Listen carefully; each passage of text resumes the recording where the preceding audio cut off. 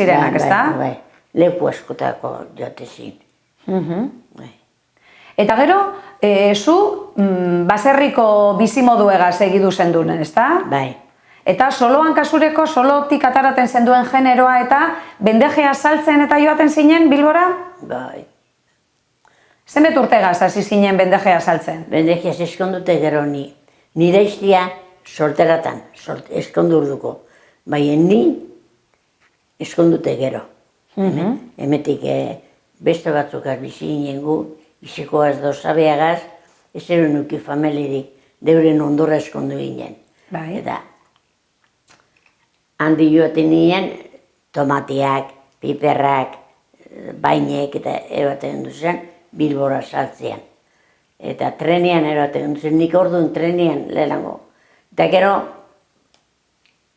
kamioak eta asko hasi ziren bendeki eroaten.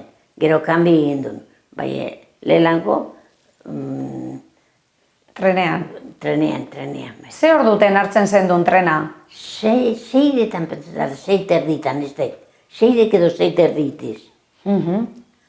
Eta leku aproposa egoten zen bendejea eta eroateko, ez da? Bai, jurgoiak edote ziren bendejek eroateko.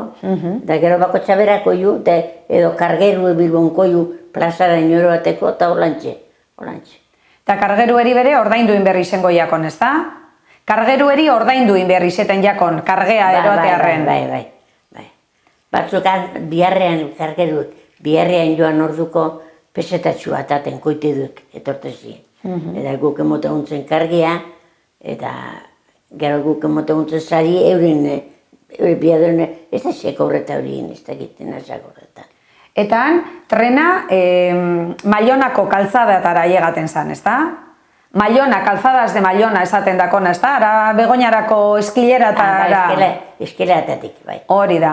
Eta zuk ezetu dozu fielatoa? Fielatoa. Bai.